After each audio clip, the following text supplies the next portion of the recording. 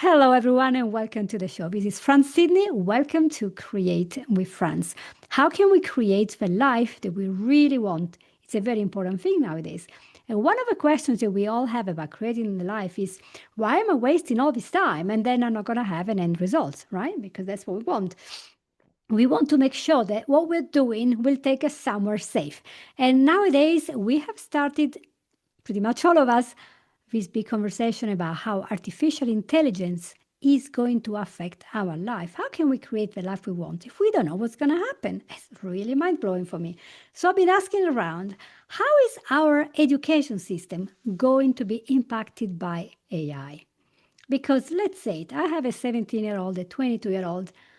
What would be the motivation for them to go to university if AI is doing everything? If you're an artist, why would you bother? If you're a writer, why would you bother? AI is doing everything. But are we going to become all stupid? Are we becoming like too lazy? What's going to happen? So I thought I would ask in my group of Quoted, which is full of media and people who know their stuff. I call them expert. And one of them is Dean Batson, who is a faculty instructor at Arizona State University. And he is here because he teaches something very useful. Dean, welcome to the show. Thanks for coming here. Hey, thank you. I'm glad to be here.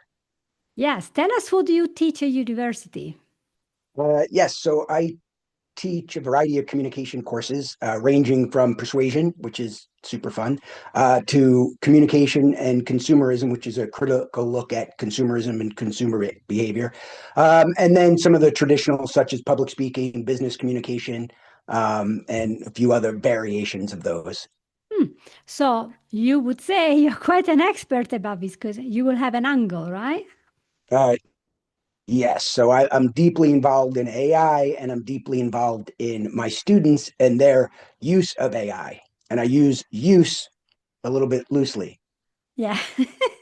So there are lots of complaints and worries and, you know, forecasting the future is really hard, but we already see how many people, especially in my groups of writers, are concerned that now they're giving so much work to do to AI that they're losing their own voice, their authenticity. So, what is that we're getting wrong about AI in education? I know you have lots of stuff to tell us, so just throw at me what are the problems and what are the perceived problems that might be actually opportunities? Great, the way you frame that last part. I think most of the problems are opportunities. So I see that AI just mirrors our existing problems, the things that we already screw up in our lives. AI is just mirroring that. So if we are going to have some sort of bias, which is a lot of what the struggles and the opportunities we have with AI, it revolves around bias. What happens is students don't recognize that, right? So their critical thinking skills, or I should say their lack of training in critical thinking, is just being exasperated by the use of AI. They're not getting around it. So if they don't have a solid teaching, a fundamental core teaching of critical thinking, AI is so confident in its answers, it's just going to make them feel more confident in the stuff that they're regurgitating. So when you had mentioned earlier about like, oh, what do we do if AI is just going to like teach everybody and we're not going to need instructors? Well, maybe not at some point, but the stage we are now, we have to put a greater effort into teaching our students critical thinking so they can then use AI as best they can. Hmm.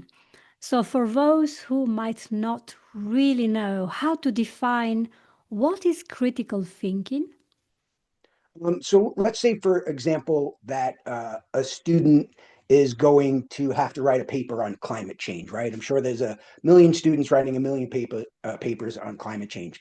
If they're going to go and use AI and they're going to, you type in prompt, hey, give me 5 points about climate change. There's a few things that's going to happen. One, they're going to get these generic 5 points, and 29 other students are going to get the same generic 5 points, right?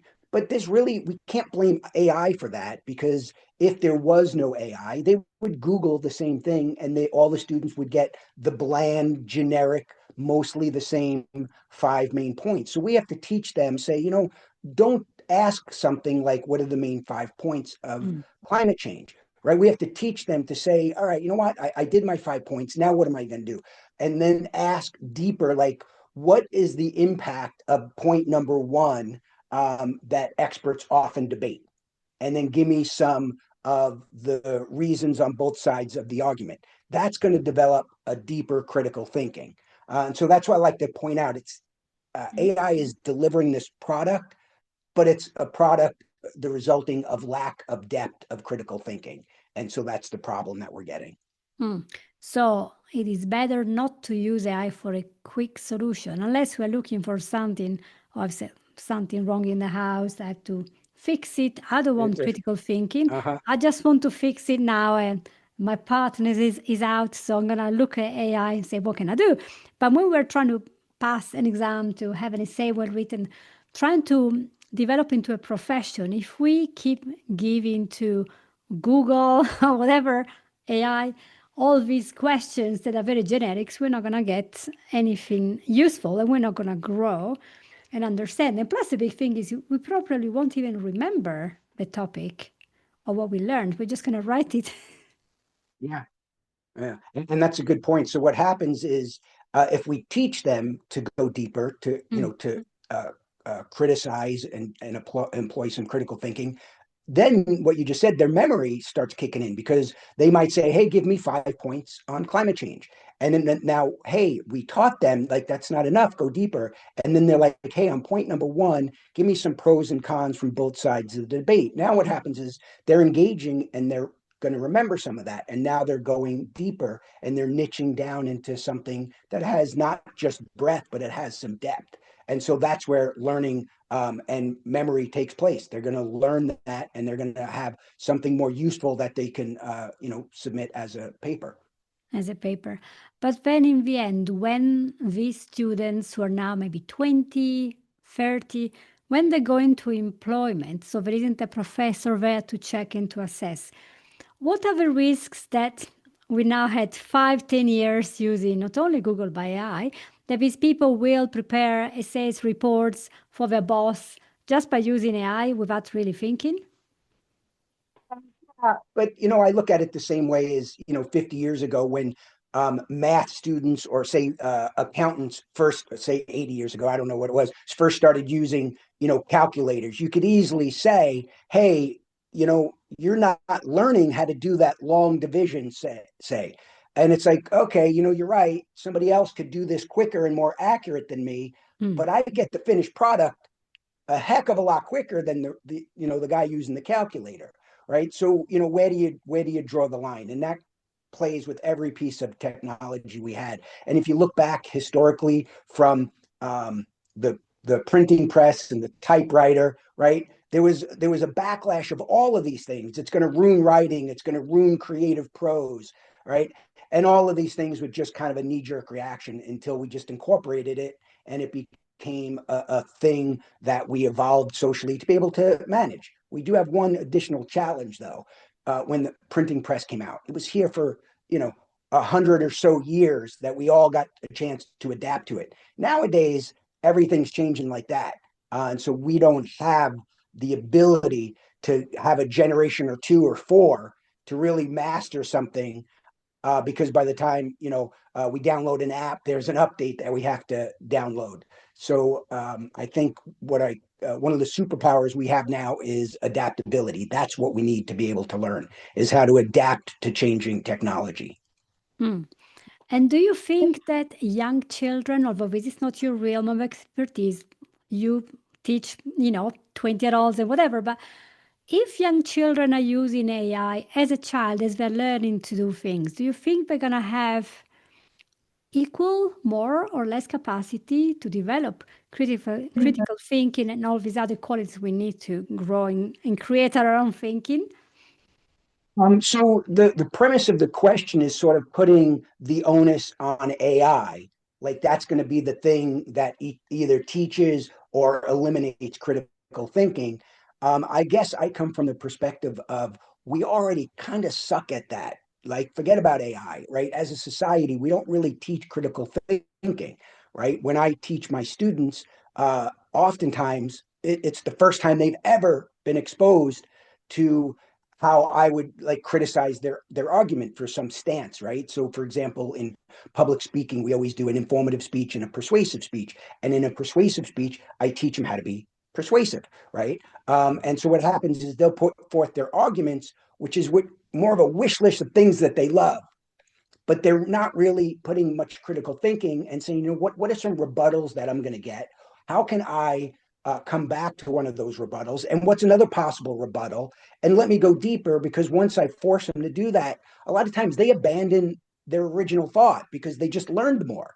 They just have more exposure to critical thinking. So now when we throw AI in, I think the bigger challenge is AI is quick and it's very confident in its answers. So a lot of times right now, students are very confident in what they get from AI because it seems like it's so deep. And what happens is they really are not employing critical thinking. But I blame us instructors, not AI. Right. Well, I was talking to a scientist about a month ago, and she was telling me she uses papers to upload research papers, etc. And then she goes sometimes to AI, and she said, the Sholaki is 75% correct. She Okay, uses um, anything for I I refinement. haven't I haven't noticed that. I get things wrong, but certainly not 25%. But I can tell you specifically with like my persuasion class, there's principles of persuasion. There's a couple of them where AI constantly is peppered around the true meaning and it just doesn't get it. But that's today. In a week, it might master it. But yeah, so there's definitely we always have to employ critical thinking and question the answers that we Mhm. get. And coming here from a law background in my family, I remember it's been quoted so many times now. And there was a lawyer in the United States recently. He took a case to court. They were arguing about the case, and then it turned out that all the resources he brought they were from AI, and it was a case that he mentioned of something that never happened. AI totally made it up, and so he won, and then later he was discredited and he lost. I have a lot of stories where people tell me about the things that either AI was wrong, like just factually wrong. And to me, that's a thing that needs to be fixed. But what happens is it's like, all right, it's a fact that it's wrong. The bigger danger that I see is that our biases, and I don't mean just like a racial or gender bias, right? We have a whole bunch of biases as humans, right? Our biases are mirrored right there in AI. I don't know if you've had the opportunity to run the little test that's sort of common. If you go to GPT and you're like, hey, create me an image of a table full of analog watches, what's going to happen is it's going to return 10, 20 watches that are all at 10 o'clock, 2 o'clock, the hands. The numbers might be messed up, but the hands are going to be 10 o'clock, 2 o'clock. And that's a bias because over the entirety of human history where we advertise watches, for visible comfort, we put them at 10 o'clock, 2 o'clock. And so AI returns all the time, 10 o'clock, 2 o'clock, whole table of watches. So the challenge comes in is like, all right, we have to recognize that bias, right? But then if you tell AI, like, okay, that's great. Now make me another table full of analog watches, but make it at 12:02, which would be like that, right? It can't do it. It comes back and they're all 10 o'clock, 2 o'clock, right? And so that bias is not only built in, it's hard to get AI out of its own way because it still does that. Hmm. Um, and that's referred to as an availability heuristic. And it's one of the biggest challenges that I see with AI is it's not giving us true information. It's giving us what it knows to be true. And it's often Yeah. inaccurate. Yeah, I challenge you many times on scientific studies. And I ask a question, and I knew exactly the answer because I have a PubMed paper right there. And then AI responded, blah, blah, blah. And I was like, sorry, but you're forgetting this element here. Oh, you're absolutely correct. I do apologize. Yeah. I'm like, hmm. So we had to be very careful not to get Google or anything else as, the Holy Grail because, yeah, we still have to think. So, how do you teach your students to spot the bias and think deeper? Just questioning AI? Is there anything else I missed? I give them examples, right? The first thing I want to do is remove from them the comfort that they think AI is right. in everything it does. So I will give different examples. One is that clock one and the watch one. The reason I do it is it's visible. I put it up on the screen and it looks cool and it really hits the point home. But then I'll talk about things that are more subtle and more important. So if you're going to ask AI, for example, right, say, hey, what is one of the main dangers of flying on an airplane, right? It's going to tell you things like malfunction, pilot error, bird strikes are very popular. It's going to, that's what it's going to tell you. However, if you really dig down to the facts, right, blood clots, right, people getting thrombosis, something like that, it's called, that happens way more frequently that people are Mm. injured or killed from sitting on a long flight, way more so than bird strikes ever negatively impact someone's health. But you often in GPT is the one I test with, you won't ever see it. It doesn't come up. And it's like, so that's an availability heuristic, or it's just simply focused on things that are for humans are more top of mind, right? A plane crash, a mechanical error, a pilot, falling asleep, whatever. Those things is what AI is reporting, but it's not accurate. It's really blood clot, right? That's the number one. Hmm. You guys will have a lot of thinking here, right? About airplanes and checking out your. Is that true? Let's ask AI if it is true. Tell me a little bit more about attention span. If we have this amazing, social media now, AI coming out with amazing images, movies, games, activities, how is a person going to be able to ever have any attention span when in a lecture when they had to produce something? How is it possible to train our attention? I don't know how to answer that other than look back historically. My generation was the MTV generation, and everybody was talking about how you're going to have no attention span because of MTV, right? These short little 3 minute video clips and everything like that. We couldn't even imagine at the time, scrolling through TikTok or YouTube Mm. Shorts or Instagram, right? We couldn't even imagine that. And so the thing is, it becomes the new normal. And so what do we have to do and say, oh, okay, this is wrong and this was right? Or is it just we adapt to the new normal? When it comes to attention spans, we often interlace that with being able to multitask. And multitasking is something that, the human brain does not do, right? We actually, switch tasks. We go back and forth really quick. We don't ever multitask. And so that might be a core problem that we want to address, because you can't scroll and pay attention to me up there, lecturing. And I see it every day. So it is a thing to address, but I don't have the answer, because how long have we had scrolling now? Less than like that TikTok type scrolling, less than a decade. And it's a very new thing for me, even though my students really grew up with it. And so we have to address, how do I teach them in a manner that they're already comfortable at? Do I just fight them and butt heads with them? Or do I try and incorporate something that is a mainstay in their life? Mm. I have to say that this continuous scrolling has the power to rewire our brain completely in search for the high dopamine. And there's a point where you need more and more dopamine. But if you ask a person who's been forced to stay hours online scrolling and they can't do anything else, they are in the end experiences a kind of flooding thing. The brain is fried because all this information has come and they retained nothing. It's really tiring for the brain to go through all this stuff. It's like, I'm going to sit in 20 lectures today. Okay. So, what are you going to remember? you know? Yeah, that's there's 2 points to that. You're right that those algorithms they're highly efficient to be able to trigger and take advantage of those dopamine hits, right? So Meta and Google and whatever else I can think of, they know what they're YouTube. doing. YouTube, right? They know what they're doing, right? They're really working hard to keep you don't stop scrolling.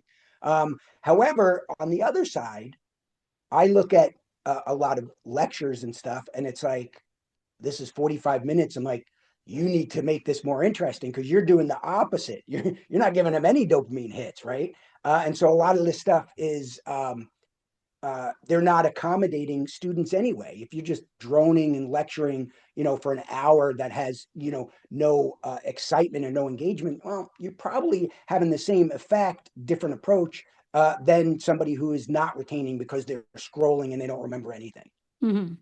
Because in fact, I remember, because of being in education 15 years, also home educating mom as well. But remember, the attention span of a normal human is 20 minutes, after which we need to sit back, consolidate, and take a rest. And if you have ever watched Huberman Lab lectures, so Andrew Huberman, I'm not saying he's always 100% correct. However, the learning, when he brought in some researchers, was better actually when done at certain times of the day, and when after the learning we had to have the time to process it. And fantastically, although I always maintain the learning in the morning when we are fresh is better, he was saying that when we learn something in the evening and then we sleep after that, we are much more likely to remember it. And I'm like, wow, I've done it all wrong for all my life. But isn't that interesting to learn all these techniques to understand how to use our brain better? And I do wonder, is there something positive, really good, that is helpful for you when you see the student is getting better because there is AI? Can we be positive about AI coming to our lives? So I can be positive from when I see it, but I tell you what, it's easy to dig into the negative, right? But when I have like one class with 30 students, I will see, roughly 18 of them using it in a positive manner. But the problem is two or three of them completely cheat with AI, and that's the thing that my colleagues, talk about is they got two or three people completely submit 100% AI generated, paper. And so we don't want to like overshadow the good that's happening because we're over hyper focused on on the bad. But back to your point about the 20 minutes and then take a break, that would be awesome. How do we change our institutions? So it's a systemic problem because in elementary school and high school, they're in school. They're in one class for middle school and high school, 45 minutes. Then they go to the next one, 45 minutes, and the next one, 45 minutes. And then they graduate, they go to college and they're in for 75 minutes. And then they go to the next one for 75 minutes. And we're not structuring it in a manner like, you know what? Let's do 20 minutes and then we'll take a break, right? We're not doing that. So even if we spell it out, we have to be able to get our instructors or teachers to be able to then start acting in that manner. Yeah. It could be that you could divide these 40 minutes in 20 plus 5 minutes for recoup and take notes, and then 20. Because I remember interviewing somebody, it was all about business productivity about a month ago. It was a top person working with CEOs, and she was saying there are people that go from meeting to people, meeting to meeting in corporate. And because they go back to back, they haven't had any time to consolidate what's actually happening. So although the meetings were to be organically connected, so there was something to build on from meeting number one to the others, they were not able to do that because they didn't have time to sit down and take a couple of notes. Another big thing is to be able to take notes without pens, make a huge difference. Because we remember, because it's a kinesthetic activity. So I always think I'm a language teacher and cartoon teacher. When we teach language, yes, presentation, then we have practice, and then we have production. So in the presentation, I'm talking. Then you have a practice. So I'm there correcting and helping. Then I step back, they do a production. I'm just completely quiet and I listen to them practicing. And it's when they are practicing that they're learning how to say in Italian or in Greek some words that I want them to learn. And the more they practice, the more they do. But if I do a whole presentation that lasts an hour, they won't remember anything. So in language teaching, practice has to happen straight away. I love that you're doing what you're saying should be done. My concern is I see um, teaching going the other way. There's a desperate attempt to keep up. So there's things like Yellow Dig, right? Which is a piece of software you plug into the learning management system, like Canvas or Moodle. And so it'll give you a badge. So you try and do something and earn a badge, right? So it's gamifying it, which now we're saying, hey, I want to give you those dopamine hits that you're already used to, but we're really trying to get them engaged. But we're not saying, whoa, whoa, whoa, doing what you're saying. Let me give them 20 minutes. I want them to be able to retain this. I want them to learn it and memorize it. So we're kind of falling into the trap. And I've done it too. Every probably 3 or 4 times a semester, I'll have for one class, I'll use a piece of software called Mentimeter or Kahoot. I don't know if you're familiar. And it's basically just up on the screen and it's a gamified version. So what I'll do is after we have a lecture about some kind of topic, it'll ask them a question where they'll answer on their phone and their answers pop up on the screen, or there's a live bar graph and it shows what everybody's answering. But I only do it. I'm like, we're getting towards we're getting towards spring break, and I lose students around that time, right? Let me make it easier. There is no next class because they're off for a week, so I'll do like this engaging, light, interactive thing just to engage them. But we do tend to lean towards that when that's already a problem. Is the gamification and the dopamine hits? It's a problem, and some of us are leaning into that because it works, at least for the short term. Yes, and also lecture is not the same as a language class at adult education. It's a different environment with different focus and different interests of the students. And there are reasons why I have older students, 30, 40, 50, who are very focused. They really are there to learn. They're not there because the parents have paid for a degree. They want to learn the language. So they're going to be like 100% on. We're not going to scroll in because I think motivation is one of the biggest helper in learning. If you're not motivated, whatever the teacher does, you're not going to learn because you don't care. So that's a big thing, isn't it? So you did mention what happened when people will treat AI as a shortcut. Is there anything else that you wanted to add to this conversation so people can come out thinking, yeah, I got a tool here, I can go forward with this. Any recommendations? Yeah, I would. This is an important thing for me before AI is the tech gap, right? So I've seen this with rural and urban, environments where some rural environments, when the internet first started coming out, they were falling behind. And to this day, they lag because one, they didn't have a decade of high-speed connection that urban areas had. And so this is a problem I see in socioeconomic realms, geography, rural and urban. But now with AI, it's just skyrocketed, right? And so I have some students adamant, some colleagues too, adamant, like, I'm not using AI. I'm not touching it. I don't want any part of it. And so what concerns me is my students, when they graduate, all their competitors looking for a job. And once they do get a job, all their people that they work with, most of them are going to be using it, hopefully mastering it, and they don't. And there's some things that it's just simply so much more efficient at. And so my concern is they're going to get further left behind. And what happens is when they feel inadequate and they don't quite get it, some like, that's it, I'm jumping in, I'm going to do it. Others, they go backwards. They're like, nope, I'm just done with it. So that's a concern of mine, is closing and bridging that tech gap. Yeah, it's true. Like in the 80s when we started with internet and websites, and people would say, why on earth would I want a website? And now you can't do anything without a website. So you're going Uh-huh. to be left behind. It's okay, probably if a person is like 8 year old and they don't embrace AI, I think it's okay. It's their choice. They can still do things with internet normally. But if we don't understand what it is and understand how it can help us, and then seeking for a job is going to be like really hard to compete with the others who can do it a lot better and a lot faster. And we're like, oh, dang. it's, Uh-huh. it's Yeah, a big, it is. big thing.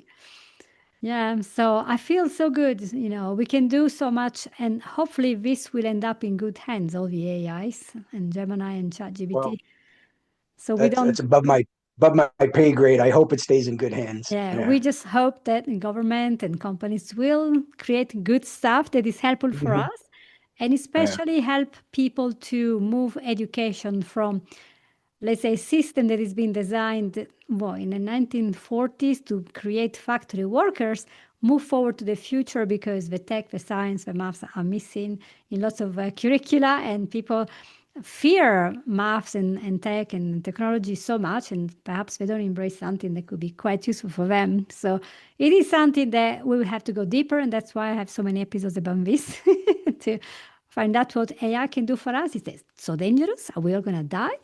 Or is it going to be helpful? So that's the big question. And I invite all of you to look at these questions and deep in your heart, ask yourself, what do I want for me? And what is AI going to be able to do to help me? So I want to thank you so much, Dean. Thank you so much for being in the show. It's been so much learning for me.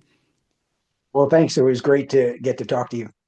Thank you, everyone, for being here today. I should say it like that. Please leave a review and share this with one of your friends. Is that how I should say that? I Hopefully it hope you helps. guys Yeah. I hope you guys really appreciate a little bit of something different. Sometimes I'm very official. I hope you really review the show because it's going high fast, and that you share this episode with somebody that maybe is involved in education, or maybe whose children are going to university and they're concerned we're going to be left behind by this amazing AI. Maybe not. So contact Dean Batson at the Arizona State University if you want to have a lecture about communication, persuasion, consumer behavior, and maybe the use of AI. For now, I just say thank you so much, and I'll see you all next week. Bye-bye. Hi, guys. Hey, we just finished recording an amazing episode with Dean Batson of Arizona State University. Say hello. Hey, hello. Dean teaches communication, persuasion, and consumer behavior at this state university, and we're talking with him about the future of education with AI. How good it is, how bad it is. Is it all that bad, actually? Maybe Dean has a better idea. What do you think? I tend to look at it. There's a lot of opportunity and there's a lot of good. So let's just identify the bad and fix it and then make it better. Right, that's a good message. So let's make sure that you, on the 15th of June, I want you to be right there. Listen to the episode because Dean will teach you all about education in the AI world. So see you all next time. Bye bye.